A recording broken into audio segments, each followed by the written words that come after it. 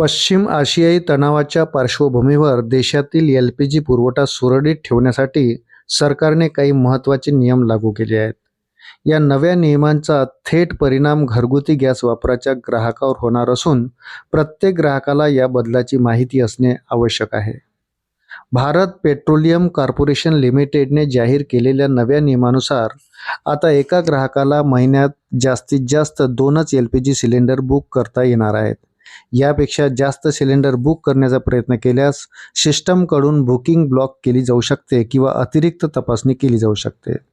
सरकारकडून आर्थिक वर्षात 1 एप्रिल ते 31 मार्च 12 अनुदानित सिलेंडर दिले जातात.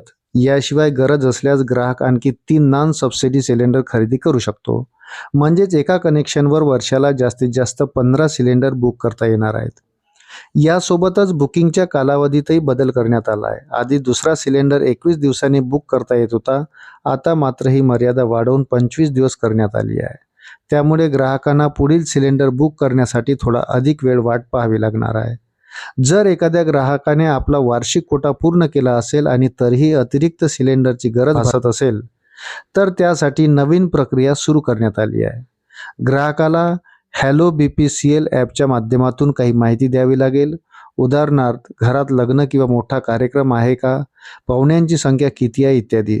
या माहितीनुसार ग्राहकाला अतिरिक्त सिलेंडर देण्याबाबत निर्णय घेतला जाईल. याशिवाय डिलिव्हरी प्रक्रियेतही कडक नियम लागू करण्यात आले आहे. सिलेंडर डिलिव्हरीच्या वेळी ग्राहकाच्या नोंदणीकृत मोबाईल नंबरवर OTP येईल. हा कोड डिलिव्हरी बॉयला दिल्यानंतरच सिलेंडर मिळेल. तसेच बुकिंगसाठी नोंदणीकृत मोबाईल नंबर असणं अनिवार्य करण्यात आलं आहे. सरकारने KYC देखील बंधनकारक केली आहे. ज्या ग्राहकांनी KYC पूर्ण केलेली नाही त्यांची सबसिडी थांबवली जाऊ शकते किंवा बुकिंगमध्ये अडचणी येऊ शकतात. LPG पुरवठा सुरळीत ठेवण्यासाठी आणि गैरवापर टाळण्यासाठी हे नियम लागू करण्यात आले आहेत. ग्राहकांनी या बदलांची योग्य माहिती ठेवून वेळेत प्रक्रिया पूर्ण करणे गरजेचे आहे.